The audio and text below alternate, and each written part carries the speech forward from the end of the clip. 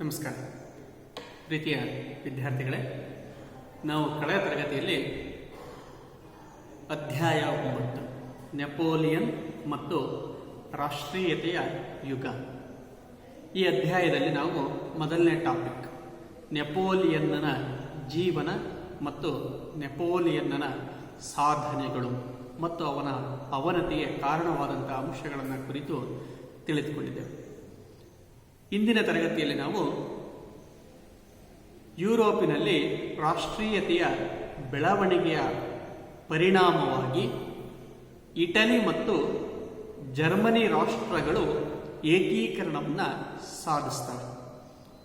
ಅದರಲ್ಲಿ ಒಂದಾದಂತಹ ಇಟಲಿಯ ಏಕೀಕರಣದ ಬಗ್ಗೆ ನಾವು ತಿಳಿದುಕೊಳ್ಳೋಣ. ಫ್ರಾನ್ಸ್ ಕ್ರಾಂತಿ ಹಾಗೂ ನೆಪೋಲಿಯನ್ನನ ಯುಗ, ಅವನ ಆಡಳಿತ ಅಂತಕ್ಕಂಥದ್ದೇನಿದೆ, ಯುರೋಪಿನ ದೇಶಗಳಲ್ಲಿ ರಾಷ್ಟ್ರೀಯತೆಯ ಬೆಳವಣಿಗೆಗೆ ಕಾರಣವಾಯಿತು. ಫ್ರಾನ್ಸಿನ ಮಹಾಕ್ರಾಂತಿ ಮತ್ತು ನೆಪೋಲಿಯನ್ನನ ಆಡಳಿತವು ಯುರೋಪಿನ ದೇಶಗಳಲ್ಲಿ ರಾಷ್ಟ್ರೀಯತೆಯ ಬೆಳವಣಿಗೆಗೆ ಕಾರಣವಾಯಿತು. ಕೆಲವು ವ್ಯಕ್ತಿಗಳು ಈ ರಾಷ್ಟ್ರೀಯತೆಯ ಅಲೆಯನ್ನು ಹತ್ತಿಕ್ಕಲು ಪ್ರಯತ್ನವನ್ನು ಮಾಡ್ತಾರೆ. ಉದಾಹರಣೆಗೆ, ನೆಪೋಲಿಯನ್ನನ ಅವನತಿಯ ನಂತರ ಇಡೀ ಯುರೋಪಿನ ಮೇಲೆ ಆಸ್ಟ್ರಿಯಾದ ಪ್ರಧಾನಿ ಮೆಟರ್ನಿಕ್ ತನ್ನ ಪ್ರಭಾವವನ್ನು ಬೀರ್ತಾನೆ. 1815ರಿಂದ 1848 ಕಾಲವನ್ನು ಯುರೋಪಿನ ಇತಿಹಾಸದಲ್ಲಿ ಮೆಟರ್ನಿಕ್ಕನ ಯುಗ ಅಂತಲೇ ಕರೀತಾರೆ. ಆಸ್ಟ್ರಿಯಾದ ಪ್ರಧಾನಿಯಾದಂತಹ ಮೆಟರ್ನಿಕ್ ಮುಂದಿನ ಹಲವು ವರ್ಷಗಳ ಕಾಲ ಇಡೀ ಯುರೋಪಿನ ಇತಿಹಾಸದ ಮೇಲೆ ತನ್ನ ಪ್ರಭಾವವನ್ನು ಬೀರಿದ. 1815ರಿಂದ 1848 ಕಾಲವನ್ನು ಯುರೋಪಿನ ಚರಿತ್ರೆಯಲ್ಲಿ ಮೆಟರ್ನಿಕ್ಕನ ಯುಗವೆಂದೇ ಕರೆಯಲಾಗ್ತದೆ. 1815 to 1848. ಹೀಗೆ ಇಡೀ ಯುರೋಪಿನಲ್ಲಿ ಬೆಳವಣಿಗೆ ಆಗ್ತಾ ಇದ್ದಂಥ ಉದಾರವಾದಿ ತತ್ವಗಳನ್ನು, ಕ್ರಾಂತಿಯ ತತ್ವಗಳನ್ನು ಹತ್ತಿಕ್ಕುವ ಕೆಲಸವನ್ನು ಮೆಟರ್ನಿಕ್ ಅಂತಕ್ಕಂಥ ಮಾಡ್ತಾನೆ. ಆದರೂ ಇಟಲಿ ಮತ್ತು ಜರ್ಮನಿಯಲ್ಲಿ ರಾಷ್ಟ್ರೀಯತೆಯ ಬೆಳವಣಿಗೆ ಆಗುತ್ತೆ. ಆ ರಾಷ್ಟ್ರೀಯತೆಯ ಪರಿಣಾಮವಾಗಿಯೇ ಎರಡೂ ರಾಷ್ಟ್ರಗಳು ಏಕೀಕರಣ ಅಂತಕ್ಕನ್ನೋದನ್ನು ಸಾಧಿಸ್ತವೆ. ಇಟಲಿಯ ಹಿನ್ನೆಲೆಯನ್ನು ನಾವು ಸ್ವಲ್ಪ ತಿಳ್ಕೊಳ್ಳೋದಾದ್ರೆ, 19ನೇ ಶತಮಾನಕ್ಕೆ ಮೊದಲು ಇಟಲಿ ಕೇವಲ ಒಂದು ಭೌಗೋಳಿಕ ಅಭಿವ್ಯಕ್ತಿಯಾಗಿತ್ತು. 19ನೇ ಶತಮಾನಕ್ಕಿಂತ ಮುಂಚೆ ಇಟಲಿ ಅಂತಕ್ಕಂಥದ್ದು ಒಂದು ಭೌಗೋಳಿಕ ಅಭಿವ್ಯಕ್ತಿ. ಅಲ್ಲಿ ಜನಾಂಗವಿತ್ತು, ಆದರೆ ರಾಷ್ಟ್ರವಿರಲಿಲ್ಲ. ಇಟಲಿಯಲ್ಲಿ ಜನಾಂಗ ಇತ್ತು, ಆದರೆ ಅವರದೇ ಆದಂತಹ ಒಂದು ರಾಷ್ಟ್ರ ಅಂತಕ್ಕಂಥದ್ದು ಇರಲಿಲ್ಲ. ಅದೊಂದು ಭೌಗೋಳಿಕ ಉಚ್ಚಾರಣೆ. ಇಟಲಿ ಅಂತಕ್ಕಂಥದ್ದು ಇಟಲಿ ಅಷ್ಟೇ, ಒಂದು ಭೌಗೋಳಿಕ ಉಚ್ಚಾರಣೆಯಾಗಿತ್ತು, ಭೌಗೋಳಿಕ ಅಭಿವ್ಯಕ್ತಿಯಾಗಿತ್ತು. ಏಕೆ ಅಂತ ಹೇಳಿದ್ರೆ, ಅವರಲ್ಲಿ ಎಂದಿಗೂ ಒಗ್ಗಟ್ಟು ಅಂತಕ್ಕಂಥದ್ದು ಇರಲಿಲ್ಲ. ಸಣ್ಣ ಸಣ್ಣ ರಾಜ್ಯಗಳಿದ್ದು, ಆ ಸಣ್ಣ ಸಣ್ಣ ರಾಜ್ಯಗಳು ಪರಸ್ಪರ ದ್ವೇಷಿಸ್ತಾ ಇತ್ತು. ಹಾಗಾಗಿ ಅವರಲ್ಲಿ ಒಗ್ಗಟ್ಟು ಅಂತಕ್ಕಂಥದ್ದು ಇರಲಿಲ್ಲ, ಅವರಲ್ಲಿ ಐಕ್ಯತೆ ಅಂತಕ್ಕಂಥದ್ದು ಇರಲಿಲ್ಲ. ಇದರಿಂದಾಗಿ ಆ ರಾಜ್ಯಗಳು ವಿದೇಶಿಯರ ಪ್ರಾಬಲ್ಯಕ್ಕೆ ಒಳಗಾದವು. ಉದಾಹರಣೆಗೆ, ಭಾರತೀಯರಲ್ಲೂ ಸಹ ಒಗ್ಗಟ್ಟು ಇರಲಿಲ್ಲ. ಆ ಭಾರತೀಯರ ಅನೈಕ್ಯತೆಯ ಲಾಭವನ್ನು ಪಡೆದೇ ಬ್ರಿಟಿಷರು ಇಡೀ ಭಾರತದಲ್ಲಿ ತಮ್ಮ ಪ್ರಭುತ್ವವನ್ನು ಸ್ಥಾಪಿಸುವಲ್ಲಿ ಯಶಸ್ವಿಯಾದರು. ಅದೇ ರೀತಿಯ ವಾತಾವರಣ ಎಲ್ಲಿತ್ತು ಅಂತ ಹೇಳಿದ್ರೆ ಇಟಾಲಿಯಲ್ಲಿ ಇತ್ತು. ಸಣ್ಣ ಸಣ್ಣ ರಾಜ್ಯಗಳು, ಅವರ ನಡುವೆ ಕಿತ್ತಾಟಗಳು, ಇದರ ಲಾಭವನ್ನು ಪಡೆದುಕೊಂಡಂಥ ವಿದೇಶಿಯರು ಅಲ್ಲಿ ತಮ್ಮ ಪ್ರಭುತ್ವದ ಸ್ಥಾಪನೆ ಅಂತಕ್ಕನ್ನೋದನ್ನು ಮಾಡಿಕೊಂಡಿದ್ದರು. ಲೊಂಬಾರ್ಡಿ ಮತ್ತು ವೆನೀಷಿಯಾ ಎಂಬ ಎರಡು ಪ್ರಮುಖ ರಾಜ್ಯಗಳು ಆಸ್ಟ್ರಿಯಾದ ನೇರ ಆಳ್ವಿಕೆಗೆ ಒಳಪಟ್ಟಿದ್ದವು. ಹಾಗೆಯೇ ಇನ್ನಿತರ ಸಣ್ಣ ಸಣ್ಣ ರಾಜ್ಯಗಳು ಆಸ್ಟ್ರಿಯಾದ ಆಕ್ಸ್ಬರ್ಗ್ ರಾಜ ಕುಟುಂಬದವರ ಅಧೀನಕ್ಕೆ ಒಳಪಟ್ಟಿದ್ದವು. ಮಧ್ಯ ಇಟಲಿಯ ರಾಜ್ಯಗಳು ರೋಮ್, ಫಾರ್ಮಾ, ಮಡೋನ್ನ, ಟಸ್ಕನಿ ಮುಂತಾದಂತಹ ರಾಜ್ಯಗಳು ಪೋಪನ ಆಡಳಿತಕ್ಕೆ ಒಳಪಟ್ಟಿದ್ದವು. ಹೀಗಾಗಿನೇ ಇಟಲಿಯಲ್ಲಿ ಅನೇಕ ವಿದೇಶಿ ಶಕ್ತಿಗಳು ಆಡಳಿತ ಎಂದಕ್ಕನ್ನೋದನ್ನು ನಡೆಸ್ತಾ ಇದ್ದರು. ಅಂತಹ ಹರಿದು ಹಂಚಿ ಹೋಗಿದ್ದಂತಹ ಇಟಾಲಿಯನ್ನ ಒಗ್ಗೂಡಿಸಲಿಕ್ಕಾಗಿ ಸಾರ್ಡೀನಿಯಾ ಎಂಬ ರಾಜ್ಯದ ನೇತೃತ್ವದಲ್ಲಿ ಇಟಾಲಿಯನ್ನರು ನಡೆಸಿದಂತಹ ಚಳುವಳಿಯನ್ನೇ ನಾವು ಇಟಲಿಯ ಏಕೀಕರಣ ಚಳುವಳಿ ಅಂತ ಕರೀತೇವೆ. ಹರಿದು ಹಂಚಿ ಹೋಗಿದ್ದಂತಹ ಇಟಲಿಯ ಭೂಭಾಗಗಳನ್ನು ಒಗ್ಗೂಡಿಸಲು ಸಾರ್ಡೀನಿಯಾ ರಾಜ್ಯದ ನೇತೃತ್ವದಲ್ಲಿ ಇಟಾಲಿಯನ್ನರು ನಡೆಸಿದಂತಹ ಚಳುವಳಿಯನ್ನೇ ಇಟಲಿಯ ಏಕೀಕರಣ ಚಳುವಳಿ ಅಂತೇಳಿ ನಾವು ಕರೀತೇವೆ. ಇಟಾಲಿಯನ್ನರಲ್ಲಿ ರಾಷ್ಟ್ರೀಯತೆ ಬೆಳೀಲಿಕ್ಕೆ ಕಾರಣನಾದಂಥವನು ನೆಪೋಲಿಯನ್ ಬೋನಪಾರ್ಟೆ. ಈಗ ಹರಿದು ಹಂಚಿ ಹೋಗಿದ್ದಂತಹ ಇಟಲಿಯನ್ನ ಅವನು ಒಗ್ಗೂಡಿಸ್ತಾನೆ. 1796-97ರಲ್ಲಿ ನೆಪೋಲಿಯನ್ ಇಟಲಿಯ ದಂಡಯಾತ್ರೆಯನ್ನು ಕೈಗೊಳ್ತಾನೆ. ಆಗ ಇಟಾಲಿಯನ್ನರನ್ನು ಅಭೂತಪೂರ್ವಕವಾಗಿ ಸ್ವಾಗತಿಸ್ತಾರೆ. ಏಕೆಂದರೆ ನಾನು ಇಟಲಿಯ ವಿಮೋಚಕ, ಇಟಲಿಯ ಆಕ್ರಮಣಕಾರ ಅಲ್ಲ, ಇಟಲಿಯ ವಿಮೋಚಕ, ವಿದೇಶಿ ಶಕ್ತಿಗಳ ಕೈಯಿಂದ ಇಟಲಿಯನ್ನು ವಿಮೋಚನೆ ಮಾಡಲಿಕ್ಕಾಗಿಯೇ ನಾನು ಬರ್ತಾ ಇದ್ದೇನೆ ಅಂತಕ್ಕಂಥ ಮಾತನ್ನು ಹೇಳ್ತಾನೆ. ಹಾಗಾಗಿ ಇಟಾಲಿಯನ್ನರು ನೆಪೋಲಿಯನ್ ಸ್ವಾಗತಿಸ್ತಾರೆ. ನೆಪೋಲಿಯನ್ ಯುದ್ಧದಲ್ಲಿ ಗೆಲ್ತಾನೆ ಮತ್ತು ಇಟಲಿಯಿಂದ ಆಸ್ಟ್ರಿಯಾ, ಆಕ್ಸ್ಬರ್ಗ್ ರಾಜಕುಮಾರರು ಎಲ್ಲರನ್ನ ಹೊರದೂಡಿ ಇಟಾಲಿಯನ್ನ ಒಗ್ಗೂಡಿಸ್ತಾನೆ ಮತ್ತು ಸಿಸಲಿ ಫೈನ್ ಎಂಬ ಗಣರಾಜ್ಯವನ್ನ ಅವನು ಸ್ಥಾಪನೆಯನ್ನ ಮಾಡಿ ಇಟಲಿಯಲ್ಲಿ ಏಕರೂಪ ಆಡಳಿತ ಮತ್ತು ಕಾನೂನುಗಳು ಜಾರಿಗೆ ಬರಲಿಕ್ಕೆ ಅವನು ಕಾರಣನಾಗ್ತಾನೆ. ಇದರಿಂದಾಗಿ ಮೊಟ್ಟ ಮೊದಲ ಬಾರಿಗೆ ಇಟಾಲಿಯನ್ನರಿಗೆ ನಾವೆಲ್ಲರೂ ಒಂದು ಎಂಬ ಭಾವನೆ ಬೆಳೀಲಿಕ್ಕೆ ಕಾರಣ ಆಗುತ್ತೆ. ಆ ರಾಷ್ಟ್ರೀಯತೆಯ ಬೆಳವಣಿಗೆಯೇ ಮುಂದೆ ಇಟಲಿ ದೇಶ ಏಕೀಕರಣವನ್ನು ಸಾಧಿಸಲಿಕ್ಕೆ ಸಾಧ್ಯವಾಯಿತು. 1815ರಲ್ಲಿ ನೆಪೋಲಿಯನ್ನನ ಪತನ ಆಗುತ್ತೆ. 1815ರ ವಾಟರ್ಲೂ ಕಾಳಗದಲ್ಲಿ ಮಿತ್ರ ರಾಷ್ಟ್ರಗಳೆಲ್ಲವೂ ಸೇರಿ ನೆಪೋಲಿಯನನ್ನು ಸೋಲಿಸಿ ಅವನನ್ನ ದೂರದ ಅಟ್ಲಾಂಟಿಕ್ ಸಾಗರದ ಸೇಂಟ್ ಹೆಲಿನಾ ಎಂಬ ದ್ವೀಪದಲ್ಲಿ ಬಂಧಿಸಿಡ್ತಾರೆ. ಹೀಗೆ ಬಂಧನಕ್ಕೆ ಒಳಗಾದಂತಹ ನೆಪೋಲಿಯನ್ 1821ರಲ್ಲಿ ಮರಣವನ್ನ ಹೊಂದುತ್ತಾನೆ. 1815ರಲ್ಲಿ ಸೆರೆವಾಸಕ್ಕೆ ತುತ್ತಾದಂತಹ ನೆಪೋಲಿಯನ್ ಅವನು ತಾನು ಗೆದ್ದಿದ್ದಂತಹ ವಿಶಾಲವಾದ ಭೂಭಾಗಗಳೇನಿದ್ವೋ ಅವುಗಳನ್ನು ಅರಿದು ಹಂಚಿಕೊಳ್ಳಲು ಮಿತ್ರ ರಾಷ್ಟ್ರಗಳು ಸಿದ್ಧ ಆಗ್ತವೆ. ಅದಕ್ಕಾಗಿಯೇ ಅವು 1815ರಲ್ಲಿ ವಿಯೆನ್ನಾದಲ್ಲಿ, ಆಸ್ಟ್ರಿಯಾದ ರಾಜಧಾನಿಯಾದಂತಹ ವಿಯೆನ್ನಾದಲ್ಲಿ ಸಭೆಯನ್ನು ಸೇರ್ತವೆ. ಅದನ್ನ ವಿಯೆನ್ನಾ ಸಮ್ಮೇಳನ ಅಂತ ಕರೆಯಲಾಗಿದೆ. ಆಸ್ಟ್ರಿಯಾದ ರಾಜಧಾನಿಯಾದಂತಹ ವಿಯೆನ್ನಾದಲ್ಲಿ ಮಿತ್ರ ರಾಷ್ಟ್ರಗಳು ಮೆಟರ್ನಿಕ್ಕನ ಅಧ್ಯಕ್ಷತೆಯಲ್ಲಿ ಸಭೆಯನ್ನು ಸೇರ್ತವೆ.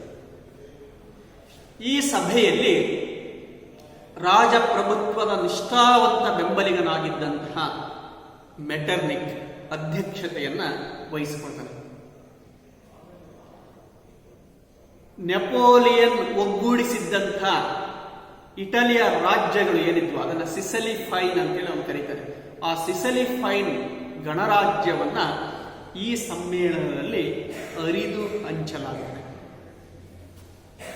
ಇಟಲಿಯ ಲೊಂಬಾರ್ಡಿ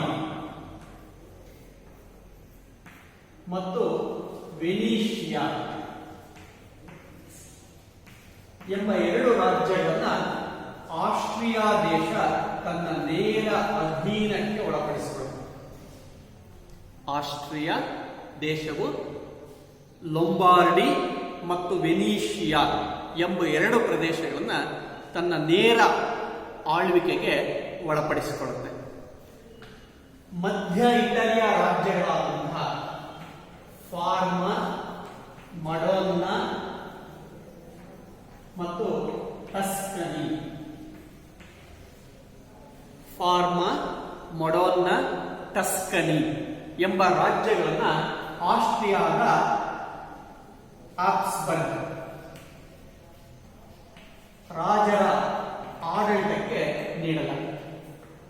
ಅಂದ್ರೆ ಆಸ್ಟ್ರಿಯಾವೇ ತನ್ನ ಅಧೀನಕ್ಕೆ ಈ ಎಲ್ಲ ರಾಜ್ಯಗಳನ್ನ ತೆಗೆದುಕೊಳ್ಳುತ್ತೆ. ಅಲ್ಲಿ ಆಕ್ಸ್ಬರ್ಗ್ನ ರಾಜಕುಮಾರರು ಅಲ್ಲಿ ಆಡಳಿತ ಎಂಬತಕ್ಕಂಥದ್ದನ್ನ ನಡೆಸ್ತಾರೆ. ಸಿಸಲಿ ಮತ್ತು ನೇಪಲ್ಸ್ ಎಂಬ ರಾಜ್ಯಗಳನ್ನ ಫ್ರಾನ್ಸಿನ ಬೋರ್ಬೋನ್ ಅರಸರಿಗೆ ನೀಡಲಾಗಿದೆ. ಅಂದ್ರೆ ಬೋರ್ಬೋನ್ ಸಂತತಿಯ ಅರಸರು, ಫ್ರಾನ್ಸಿನ ಬೋರ್ಬೋನ್ ಸಂತತಿಯ ಅರಸನಾದಂತಹ ಫರ್ಡಿನಾಂಡನಿಗೆ ಸಿಸಲಿ ಮತ್ತು ನೇಪಲ್ಸ್ಗಳನ್ನ ನೀಡಲಾಗಿದೆ. ಹಾಗೆಯೇ ರೋಮ್, ರೊಮಾಗ್ನ, ಬೊಲಾಗ್ನ ಮುಂತಾದ ರಾಜ್ಯಗಳನ್ನ ಪೋಪನ ವಶಕ್ಕೆ ನೀಡಲಾಗಿದೆ. ಪೋಪ್ ಅಲ್ಲಿ ಆಡಳಿತ ಅನ್ನೋದನ್ನ ನಡೆಸ್ತಾನೆ. ಇನ್ನು ಉಳಿದಂತಹ ಚಿಕ್ಕ ರಾಜ್ಯ ಸಾರ್ಡೀನಿಯಾ ಎಂಬಂತಹ ರಾಜ್ಯ, ಸಾರ್ಡೀನಿಯಾ ಮತ್ತು ಪೀಡ್ಮಾಂಟ್ ಎಂಬ ಎರಡು ರಾಜ್ಯಗಳನ್ನ ಇಟಲಿಯ ಸವಾಯ್ ರಾಜಮನೆತನದ ಚಾರ್ಲ್ಸ್ ಆಲ್ಬರ್ಟ್ ಎಂಬ ಅರಸನಿಗೆ ನೀಡಲಾಗಿದೆ. ಇಟಲಿಯ ಸವಾಯ್ ರಾಜಮನೆತನದ ಅರಸರು ಈ ರಾಜ್ಯಗಳ ಆಡಳಿತವನ್ನು ವಹಿಸಿಕೊಂಡರು. ಈಗ 1815ರಲ್ಲಿ ನಡೆದಂತಹ ವಿಯೆನ್ನಾ ಸಮ್ಮೇಳನದಲ್ಲಿ ಅದರ ಅಧ್ಯಕ್ಷನಾದಂತಹ ಮೆಟರ್ನಿಕ್ ಎಂತಕ್ಕಂಥವನು ಇಟಲಿಯನ್ನ ಹರಿದು ಹಂಚುವ ಕಾರ್ಯವನ್ನ ಮಾಡ್ತಾನೆ. ಆಗ ಇಟಲಿ ಅಂತ ಹೇಳಿದ್ರೆ ಕೇವಲ ಸಾರ್ಡೀನಿಯಾ ಮತ್ತು ಪೀಡ್ಮೆಂಟ್ ಅದನ್ನ ಮಾತ್ರ ಇಟಲಿಯ ಅರಸರು ಆಳ್ವಿಕೆಯನ್ನ ಮಾಡ್ತಾ ಇದ್ರು. ಇನ್ನುಳಿದಂತೆ ಇಟಲಿಯ ಎಲ್ಲ ಭೂಭಾಗವನ್ನ ಆಸ್ಟ್ರಿಯಾ, ಫ್ರಾನ್ಸ್ ಮತ್ತು ಪೋಪ್ ಅರಿದು ಹಂಚಿಕೊಂಡು ಆಡಳಿತ ಎಂತಕ್ಕಂಥದನ್ನ ನಡೆಸ್ತಾರೆ. ಹಾಗಾಗಿಯೇ ಇಟಾಲಿಯನ್ನರು ಸಾರ್ಡೀನಿಯಾ ರಾಜ್ಯದ ನೇತೃತ್ವದಲ್ಲಿ ಹರಿದು ಹಂಚಿ ಹೋಗಿದ್ದಂತಹ ಈ ಎಲ್ಲ ಭೂಪ್ರದೇಶಗಳನ್ನ ಇಟಾಲಿಯಲ್ಲಿ ಒಗ್ಗೂಡಿಸಲಿಕ್ಕಾಗಿ ಹೋರಾಟವನ್ನ, ಚಳುವಳಿಯನ್ನ ನಡೆಸಿದರೆ ಅದನ್ನೇ ನಾವೇನಂತ ಕರಿತೇವೆ ಅಂತ ಹೇಳಿದ್ರೆ ಇಟಲಿಯ ಏಕೀಕರಣ ಚಳುವಳಿ ಅಂತೇಳಿ ಕರೀತೇವೆ. ಹೀಗೆ ಹರಿದು ಹಂಚಿ ಹೋದಂತಹ ಇಟಲಿಯ ಭೂಭಾಗಗಳನ್ನು ಒಗ್ಗೂಡಿಸಲು ಇಟಾಲಿಯನ್ನರು ನಡೆಸಿದಂತಹ ಚಳುವಳಿಯನ್ನೇ, ಸಾರ್ಡೀನಿಯಾ ರಾಜ್ಯದ ನೇತೃತ್ವದಲ್ಲಿ ಇಟಾಲಿಯನ್ನರು ನಡೆಸಿದಂತಹ ಚಳುವಳಿಯನ್ನೇ ಇಟಲಿಯ ಏಕೀಕರಣ ಚಳುವಳಿ ಅಂತೇಳಿ ಕರೆಯಲಾಗಿದೆ. ಇನ್ನು ಇಟಲಿಯ ಏಕೀಕರಣಕ್ಕೆ ಪ್ರೇರಕವಾದಂತಹ ಅಂಶಗಳು, ಇಟಲಿಯ ಏಕೀಕರಣಕ್ಕೆ ಪ್ರೇರಕ ಅಂಶಗಳು. ಇಟಲಿ ಏಕೀಕರಣವನ್ನ ಹೊಂದಲಿಕ್ಕೆ ಅವರಿಗೆ ಪ್ರೇರಣೆಯನ್ನು ನೀಡಿದಂತಹ ಅಂಶಗಳು ಯಾವ್ಯಾವು ಅಂತ ಹೇಳಿದ್ರೆ, ಮೊದಲನೇದಾಗಿ ನೆಪೋಲಿಯನ್ನ ಆಡಳಿತ.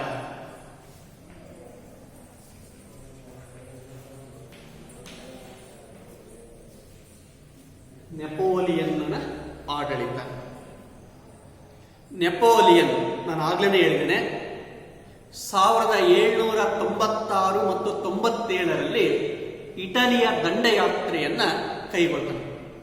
ಆ ಇಟಲಿಯ ದಂಡಯಾತ್ರೆಯಲ್ಲಿ ಅವನು ಆಸ್ಟ್ರಿಯಾ ದೇಶವನ್ನ ಸೋಲಿಸಿ ಆಸ್ಟ್ರಿಯಾವನ್ನ ಇಟಲಿಯಿಂದ ಸಂಪೂರ್ಣವಾಗಿ ಹೊರದೂಡ್ತಾನೆ ಮತ್ತು ಅವರ ಜೊತೆಗೆ ಕ್ಯಾಂಪೋ ಫೋರ್ಮಿಯಾ ಎಂಬ ಒಪ್ಪಂದವನ್ನು ಮಾಡಿಕೊಂಡು ಆಸ್ಟ್ರಿಯಾದಿಂದ 2 ದೇಶಗಳನ್ನು ಪಡ್ಕೊಳ್ತಾನೆ. ಒಂದು ಇಟಲಿ, ಮತ್ತೊಂದು ಬೆಲ್ಜಿಯಂ ಎಂಬ ಪ್ರದೇಶಗಳನ್ನ ಅವನು ಪಡೆದುಕೊಳ್ತಾನೆ. ಈಗ ಇಟಲಿಯನ್ನ ಏನು ಪಡೆದುಕೊಂಡ ಆ ಇಟಲಿಯಲ್ಲಿದ್ದಂತಹ ರಾಜ್ಯಗಳನ್ನ ಒಗ್ಗೂಡಿಸ್ತಾನೆ ಮತ್ತು ಅದನ್ನ ಸಿಸಲಿ ಫೈನ್ ಗಣರಾಜ್ಯ ಅಂತೇಳಿ ಕರೀತಾನೆ. ಅದರ ಆಡಳಿತಕ್ಕೆ ತನ್ನ ಸಹೋದರರನ್ನ ಅವನು ನೇಮಕ ಅಂತಕ್ಕಂಥದನ್ನ ಮಾಡ್ತಾನೆ. ಏಕರೂಪ ಆಡಳಿತ ಮತ್ತು ಕಾನೂನುಗಳು ಇಟಲಿಯಲ್ಲಿ ಅಥವಾ ಸಿಸಲಿಫೈನ್ ಗಣರಾಜ್ಯದಲ್ಲಿ ಜಾರಿಗೆ ಬರೋಕ್ಕೆ ಕಾರಣವಾಗ್ತದೆ. ಇದುವರೆಗೂ ಸಣ್ಣ ಸಣ್ಣ ರಾಜ್ಯಗಳಲ್ಲಿ ಹರಿದು ಹಂಚಿ ಹೋಗಿದ್ದಂತಹ ವಿದೇಶಿಯರ ಆಡಳಿತಕ್ಕೆ ಒಳಪಟ್ಟಿದ್ದಂತಹ ಇಟಾಲಿಯನ್ನರು ಈಗ ಎಲ್ಲರೂ ಒಂದಾದರು. ಅವರನ್ನು ಭೌಗೋಳಿಕವಾಗಿ ಒಗ್ಗೂಡಿಸಿದ್ಯಾರು ಅಂತ ಹೇಳಿದ್ರೆ ನೆಪೋಲಿಯನ್ ಅಂತಕ್ಕಂಥ. ಮತ್ತು ಅಲ್ಲಿ ಏಕರೂಪ ಕಾನೂನು ಮತ್ತು ಆಡಳಿತವನ್ನು ಜಾರಿಗೆ ತರ್ತಾರೆ. ಇದರಿಂದಾಗಿ ಇಟಾಲಿಯನ್ನರಲ್ಲಿ ನಾವೆಲ್ಲರೂ ಒಂದು, ಇದು ನಮ್ಮ ರಾಷ್ಟ್ರ ಎಂಬ ಕಲ್ಪನೆ ಅವರಲ್ಲಿ ಬೆಳೀಲಿಕ್ಕೆ ಸಾಧ್ಯ ಆಗುತ್ತೆ. ಹೀಗೆ ನೆಪೋಲಿಯನ್ ಇಟಾಲಿಯನ್ನ ಒಗ್ಗೂಡಿಸಿದ್ದು, ಏಕರೂಪ ಆಡಳಿತ ಮತ್ತು ಕಾನೂನುಗಳನ್ನು ಅವನು ಜಾರಿಗೆ ತಂದಿದ್ದರಿಂದಾಗಿಯೇ ಇಟಾಲಿಯನ್ನರಲ್ಲಿ ರಾಷ್ಟ್ರೀಯತೆಯ ಬೆಳವಣಿಗೆ ಅಂತ ಕರೆದಾಯಿತು. ಆ ರಾಷ್ಟ್ರೀಯತೆಯ ಬೆಳವಣಿಗೆಯೇ ಇಟಲಿಯ ಏಕೀಕರಣಕ್ಕೆ ಕಾರಣವಾಯಿತು. ಎರಡು, ಯುರೋಪಿನ ರಾಷ್ಟ್ರೀಯತೆ ಅಥವಾ ರಾಷ್ಟ್ರೀಯತೆಯ ಬೆಳವಣಿಗೆ.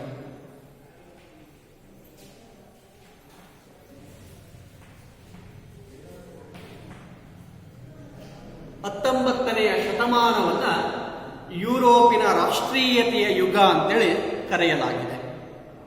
19ನೇ ಶತಮಾನವನ್ನು ಯುರೋಪಿನ ರಾಷ್ಟ್ರೀಯತೆಯ ಯುಗ ಅಂತೇಳಿ ಕರೆಯಲಾಗಿದೆ. ಇಟಾಲಿಯನ್ನರು ಫ್ರಾನ್ಸ್ ಕ್ರಾಂತಿಯ ತತ್ವಗಳಾದಂಥ ಸ್ವಾತಂತ್ರ್ಯ, ಸಮಾನತೆ ಮತ್ತು ಭ್ರಾತೃತ್ವ, ಸ್ವಾತಂತ್ರ್ಯ, ಸಮಾನತೆ ಮತ್ತು ಭ್ರಾತೃತ್ವದಂಥ ಉದಾರವಾದಿ ತತ್ವಗಳಿಂದ ಪ್ರಭಾವಿತರಾಗ್ತಾರೆ. ಹಾಗಾಗಿ ತಾವು ಕಳೆದುಕೊಂಡಿದ್ದಂತಹ ಸ್ವಾತಂತ್ರ್ಯವನ್ನು ಪಡೆಯಲಿಕ್ಕಾಗಿ ಹಾಗೂ ಸಮಾನತೆಯನ್ನು ಗಳಿಸಲಿಕ್ಕಾಗಿ ಅವರೆಲ್ಲರೂ ಒಗ್ಗೂಡ್ತಾರೆ. ಇದರಿಂದಾಗಿಯೇ ಇಟಾಲಿಯಲ್ಲಿ ಯಾವುದು ಬೆಳೀತು ಅಂತಂದರೆ ರಾಷ್ಟ್ರೀಯತೆಯ ಬೆಳವಣಿಗೆ ಅಂತಕ್ಕಂಥದ್ದು ಆಯಿತು.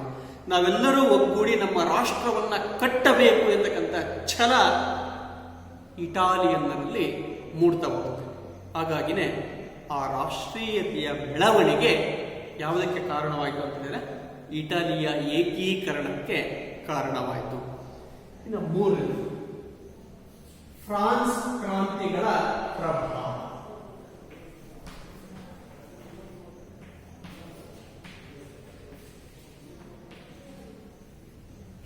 ಫ್ರಾನ್ಸ್ನಲ್ಲಿ ಒಟ್ಟು 3 ಕ್ರಾಂತಿಗಳು ನಡೀತವೆ.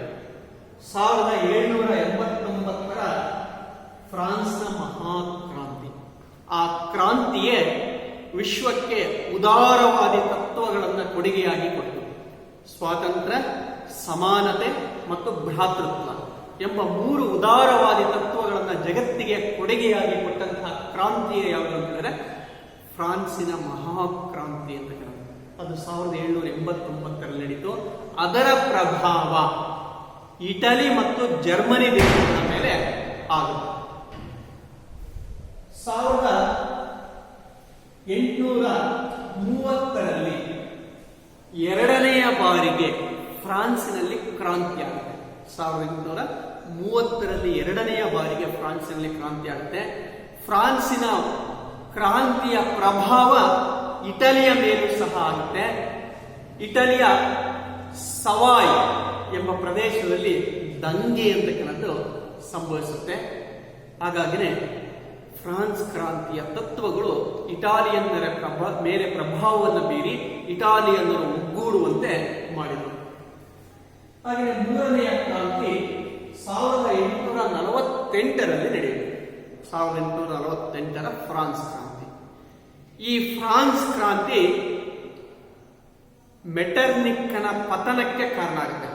ಫ್ರಾನ್ಸ್ನಲ್ಲಿ ಆರಂಭಗೊಂಡಂತಹ 1848ರ ಕ್ರಾಂತಿಯ ಪ್ರಭಾವದಿಂದಾಗಿ ಆಸ್ಟ್ರಿಯಾದ ಪ್ರಧಾನಿಯಾಗಿದ್ದಂತಹ ಮೆಟರ್ನಿಕ್ ಅಧಿಕಾರವನ್ನು ಕಳೆದುಕೊಳ್ಳಲಿಕ್ಕೆ ಕಾರಣ ಆಗುತ್ತೆ. ಯಾವಾಗ ಕ್ರಾಂತಿಯ ತತ್ವಗಳನ್ನು ದ್ವೇಷಿಸ್ತಾ ಇದ್ದಂತಹ, ಪ್ರಜಾಪ್ರಭುತ್ವ ತತ್ವಗಳನ್ನು ದ್ವೇಷಿಸ್ತಾ ಇದ್ದಂತಹ ಮೆಟರ್ನಿಕ್ಕನ ಪತನ ಆಗುತ್ತೋ ಅದರ ಪ್ರಭಾವ ಇಟಲಿಯ ಮೇಲೂ ಸಹ ಆಗುತ್ತೆ. ಇಟಲಿ ತಾನು ಸ್ವಾತಂತ್ರ್ಯವನ್ನು ಗಳಿಸಿಕೊಳ್ಳಲಿಕ್ಕಾಗಿ ತನ್ನ ಹೋರಾಟ ಎಂತಕ್ಕಂಥದ್ದನ್ನು ಆರಂಭವನ್ನು ಮಾಡುತ್ತೆ. 1848ರಲ್ಲಿ ಇಟಾಲಿಯನ್ನರು ರೋಮಿನ ಮೇಲೆ ಮ್ಯಾಜಿನಿಯ ನೇತೃತ್ವದಲ್ಲಿ ಆಕ್ರಮಣವನ್ನು ಮಾಡ್ತಾರೆ ಮತ್ತು ರೋಮ್ನಲ್ಲಿ ಗಣರಾಜ್ಯ ಸ್ಥಾಪಿಸುವಲ್ಲಿ ಅವರು ಯಶಸ್ಸನ್ನು ಸಹ ಪಡೆದುಕೊಳ್ತಾರೆ. ಹೀಗೆ 1789ರ ಫ್ರಾನ್ಸ್ ಕ್ರಾಂತಿ, 1830ರ ಫ್ರಾನ್ಸ್ ಕ್ರಾಂತಿ, 1848ರಲ್ಲಿ ನಡೆದಂತಹ ಫ್ರಾನ್ಸ್ ಕ್ರಾಂತಿಗಳು ಇಟಾಲಿಯನ್ನರು ಒಗ್ಗೂಡಿ ಇಟಾಲಿಯನ್ನರು ತಮ್ಮ ಶತ್ರುಗಳ ವಿರುದ್ಧ ಹೋರಾಟವನ್ನು ಮಾಡಲಿಕ್ಕೆ ಪ್ರೇರಣೆ ಅಂತಕ್ಕನ್ನೋದನ್ನ ಕೊಡ್ತು. ಈ ಕ್ರಾಂತಿಗಳು ಆಗದೇ ಹೋಗಿದ್ರೆ ಇಟಲಿ ಏಕೀಕರಣವನ್ನು ಸಾಧಿಸಲಿಕ್ಕೆ ಸಾಧ್ಯವೇ ಆಗ್ತಾ ಇರಲಿಲ್ಲ. ಹೀಗೆ ಫ್ರಾನ್ಸ್ ಕ್ರಾಂತಿಗಳ ಪ್ರಭಾವವೇ ಯಾವುದಕ್ಕೆ ಕಾರಣ ಆಯಿತು ಅಂತ ಹೇಳಿದ್ರೆ ಇಟಲಿಯ ಏಕೀಕರಣಕ್ಕೆ ಕಾರಣವಾಯಿತು. ಇನ್ನು 4 ಗುಪ್ತ ಸಂಘಗಳ ಪಾತ್ರ.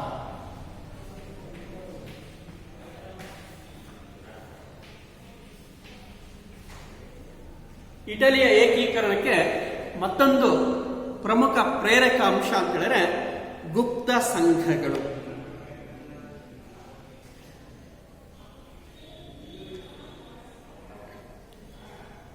ಇಟಾಲಿಯನ್ನ ಏಕೀಕರಣಗೊಳಿಸುವಲ್ಲಿ ಗುಪ್ತ ಸಂಘಗಳು ಪ್ರಮುಖ ಪಾತ್ರವನ್ನ ವಹಿಸ್ತವೆ. ಈ ಸಂಘಗಳು ತರುಣರನ್ನ ಸಂಘಟಿಸಿ, ಯುವಕರನ್ನ ಸಂಘಟಿಸಿ ಅವರನ್ನ ಏಕೀಕರಣದಲ್ಲಿ ತೊಡಗುವಂತೆ ಮಾಡ್ತಾರೆ. ಅದಕ್ಕಾಗಿಯೇ ಅನೇಕ ಗುಪ್ತ ಸಂಘಗಳು ಇಟಾಲಿಯಲ್ಲಿ ಹುಟ್ಟುಕೊಳ್ತವೆ. ಅದರಲ್ಲೆಲ್ಲ ಅತ್ಯಂತ ಪ್ರಮುಖವಾದದ್ದು ಅಂತ ಹೇಳಿದ್ರೆ ಕಾರ್ಬೋನರಿ ಸಂಘ.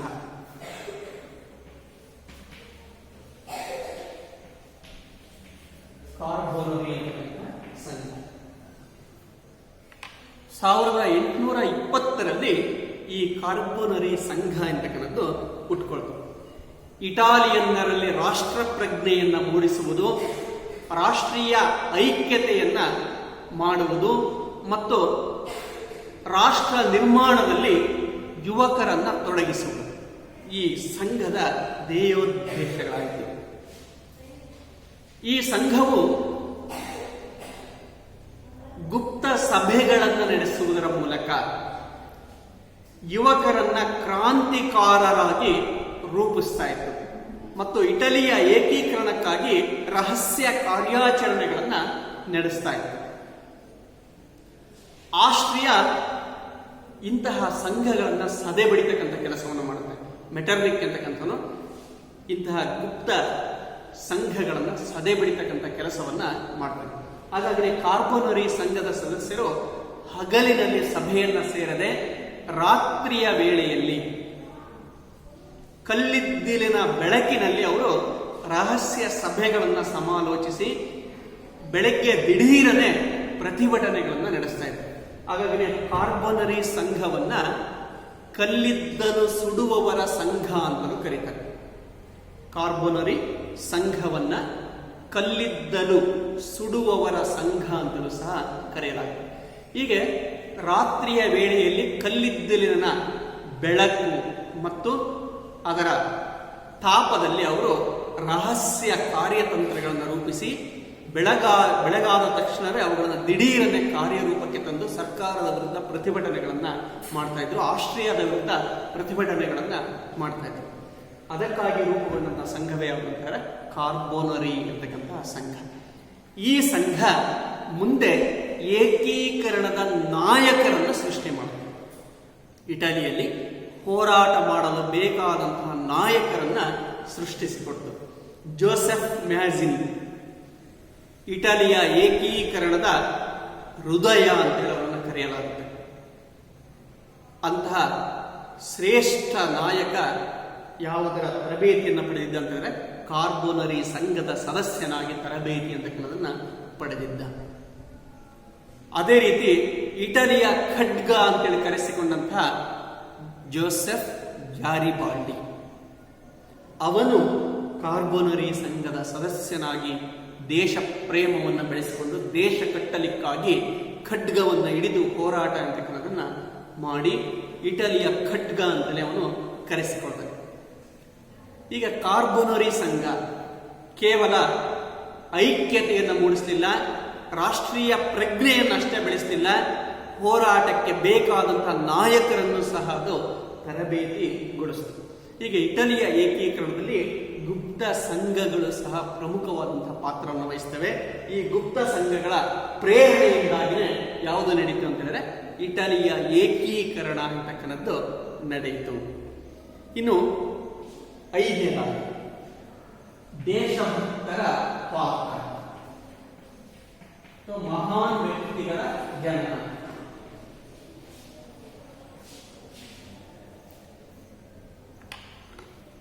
ಯಾವುದೇ ರಾಷ್ಟ್ರ ಹೋರಾಟಗಳಲ್ಲಿ ಯಶಸ್ಸನ್ನ ಕಾಣಬೇಕು ಅಂತ ಹೇಳಿದ್ರೆ ಅಲ್ಲಿ ದಕ್ಷ ನಾಯಕತ್ವ ಅಂತ ಬೇಕು. ಭಾರತ ಸ್ವಾತಂತ್ರ್ಯವನ್ನು ಪಡೆದಿದ್ದು ಹಲವು ನಾಯಕರ ಹೋರಾಟದ ಪ್ರತಿಫಲವಾಗಿ. ಮಹಾತ್ಮ ಗಾಂಧೀಜಿ, ಸರ್ದಾರ್ ವಲ್ಲಭಭಾಯಿ ಪಟೇಲ್, ಬಾಲಗಂಗಾಧರನಾಥ ತಿಲಕ್, ಚಂದ್ರಶೇಖರ್ ಆಜಾದ್, ಸುಭಾಷ್ ಚಂದ್ರ ಬೋಸ್ ಇಂತಹ ಅನೇಕ ಮಹಾನ್ ನಾಯಕರ ಹೋರಾಟ, ಅವರ ತ್ಯಾಗ ಬಲಿದಾನದ ಪರಿಣಾಮವಾಗಿಯೇ ನಾವು ಸ್ವಾತಂತ್ರ್ಯವನ್ನು ಪಡೆದುಕೊಂಡ್ವಿ. ಹಾಗೆಯೇ ಇಟಲಿ ದೇಶವೂ ಸಹ ಏಕೀಕರಣವನ್ನು ಸಾಧಿಸಲಿಕ್ಕೆ ಸಾಧ್ಯವಾಗಿದ್ದು ಈ ಮಹಾನ್ ದೇಶಭಕ್ತರಿಂದ. ಅಂತಹ 4 ಜನ ಇಟಲಿಯನ್ನ ಒಗ್ಗೂಡಿಸುವಲ್ಲಿ ಪ್ರಮುಖವಾದಂತಹ ಪಾತ್ರವನ್ನು ವಹಿಸ್ತಾರೆ. ಮೊದಲನೆಯವನು ಜೋಸೆಫ್ ಮ್ಯಾಜಿನಿ.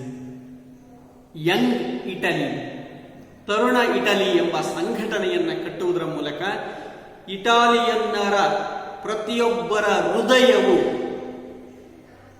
ಇಟಲಿಯ ಏಕೀಕರಣಕ್ಕಾಗಿ ಮಿಡಿಯುವಂತೆ ಮಾಡ್ತಾನೆ. ಹಾಗಾಗಿ ನಾವು ಇಟಲಿಯ ಏಕೀಕರಣದ ಪ್ರವಾದಿ ಅಂತೇಳಿ ಕರೆಯಲಾಗುತ್ತೆ. ಹೀಗೆ ಜೋಸೆಫ್ ಮ್ಯಾಜಿನಿ. 2ನೇವನು ವಿಕ್ಟರ್ ಎಮ್ಯಾನ್ಯುಯಲ್, ಇಟಲಿಯ ಅರಸ. ಇವನನ್ನ ಇಟಲಿಯ ಏಕೀಕರಣದ ಅನರ್ಘ್ಯ ರತ್ನ ಅಂತೇಳಿ ಕರೀತಾರೆ. ಇಟಲಿಯ ಪ್ರಾಮಾಣಿಕ ದೊರೆ ಅಂತೇಳಿ ಕರೆಯಲಾಗುತ್ತೆ. ಇವನು ಇಟಲಿಯ ಏಕೀಕರಣದ ಪ್ರೇರಕ ಶಕ್ತಿಯಾಗಿ ದುಡಿತಾನೆ. ಇನ್ನು 3ನೇವನು ಕೌಂಟ್ ಡಿ ಕ್ಯವೂರ್, ಇಟಲಿಯ ಪ್ರಧಾನಿಯಾದಂಥವನು ಕೌಂಟ್ ಡಿ ಕ್ಯವೂರ್. ಇವನನ್ನು ಇಟಲಿಯ ಬುದ್ಧಿ ಅಂತೇಳಿ ಕರೆಯಲಾಗುತ್ತೆ. ತನ್ನ ಚಾಣಾಕ್ಷತೆಯಿಂದ, ತನ್ನ ನೀತಿಗಳಿಂದ ಅವನು ಇಟಲಿಯನ್ನ ಏಕೀಕರಣಗೊಳ್ಳುವಂತೆ ಮಾಡ್ತಾನೆ. ಹೀಗೆ Joseph Mazzini, Victor Emmanuel, Count de Cavour ಮತ್ತು 4ನೇವನಾಗಿ ಗ್ಯಾರಿಬಾಲ್ಡಿ, ಇಟಲಿಯ ಖಡ್ಗ ಅಂತೇಳಿ ಕರೆಸಿಕೊಂಡಂತಹ ಗ್ಯಾರಿಬಾಲ್ಡಿ. ಈ 4 ಜನರ ಸಾಧನೆಯ ಫಲವಾಗಿಯೇ ಯಾವುದು ಏಕೀಕರಣ ಆಯಿತು ಅಂತಂದರೆ ಇಟಲಿ ದೇಶ ಏಕೀಕರಣ ಅಂತಕ್ಕಂಥದನ್ನು ಸಾಧಿಸಿತು. ಹಾಗಾಗಿ ಇಟಲಿಯ ಏಕೀಕರಣವು 4 ವ್ಯಕ್ತಿಗಳ ಸಾಧನೆಯ ಫಲ. Joseph Mazzini, Victor Emmanuel, Count de Cavour ಮತ್ತು ಜೋಸೆಫ್ ಗ್ಯಾರಿಬಾಲ್ಡಿ. ಈ 4 ಜನ ವ್ಯಕ್ತಿಗಳ ಸಾಧನೆಯ ಫಲವಾಗಿಯೇ ಇಟಲಿ ರಾಷ್ಟ್ರ ಅಂತಕ್ಕಂಥದ್ದು 1870ರಲ್ಲಿ ಉದಯ ಆಗುತ್ತೆ. ಇಟಲಿ ಏಕೀಕರಣ ಅಂತಕ್ಕಂಥದನ್ನು ಸಾಧಿಸುತ್ತೆ. ಇನ್ನು 6ನೇದಾಗಿ ರಿಸಾರ್ಜಿಮೆಂಟೋ ಚಳವಳಿ. ರಿಸಾರ್ಜಿಮೆಂಟೋ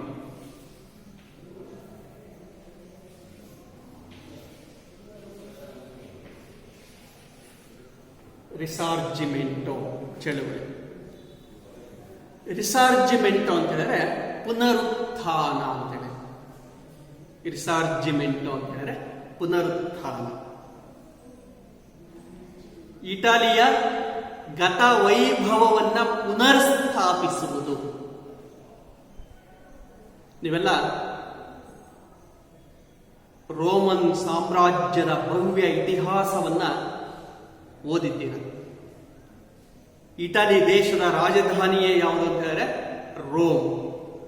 ಅಂತಹ ಒಂದು ಕಾಲದಲ್ಲಿ ಇಡೀ ವಿಶ್ವವನ್ನೇ ಆಳಿದಂತಹ ರೋಮನ್ ಸಾಮ್ರಾಜ್ಯ ಅಂತಕ್ಕಂಥದ್ದೇನಿದೆ, ಆ ರೋಮನ್ ಸಾಮ್ರಾಜ್ಯದ ತವರು ಯಾವುದು ಅಂತ ಹೇಳಿದ್ರೆ ಇಟಲಿ. ಆದರೆ ಈಗ 19ನೇ ಶತಮಾನದ ವೇಳೆಗೆ ಇಟಲಿ ದೇಶ ಏನಾಗಿತ್ತು ಅಂತ ಹೇಳಿದ್ರೆ ವಿದೇಶಿಯರ ಆಳ್ವಿಕೆಯಲ್ಲಿ ಹರಿದು ಹಂಚಿ ಹೋಗಿತ್ತು. ಅಂತಹ ಗತವೈಭವವನ್ನು, ರೋಮನ್ ಸಾಮ್ರಾಜ್ಯದ ಗತವೈಭವವನ್ನು ಪುನರ್ ನೆನಪು ಮಾಡಿಕೊಡುವುದರ ಮೂಲಕ ಆ ವೈಭವದ ಕಡೆಗೆ ತೆರಳಬೇಕು ಅಂತ ಹೇಳಿದ್ರೆ ಮತ್ತೆ ಇಟಲಿ ಒಗ್ಗೂಡಬೇಕು, ನಾವು ಒಂದಾಗಬೇಕು ಎಂತಕ್ಕಂಥ ಭಾವನೆಗಳನ್ನು ಈ ರಿಸಾರ್ಜಿಮೆಂಟೋ ಎಂಬ ಚಳುವಳಿ ಇಟಾಲಿಯನ್ನರಲ್ಲಿ ಮೂಡಿಸುತ್ತೆ. ಹೀಗೆ ಇಟಾಲಿಯನ್ನರಲ್ಲಿ ಉಂಟಾದಂತಹ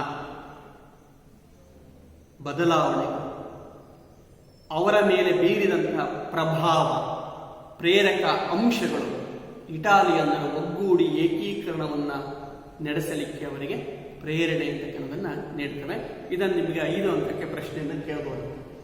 ಇಟಲಿಯ ಏಕೀಕರಣಕ್ಕೆ ಪ್ರೇರಕ ಅಂಶಗಳನ್ನು ವಿವರಿಸಿ. ಒಟ್ಟು 6 ಅಂಶಗಳಿವೆ.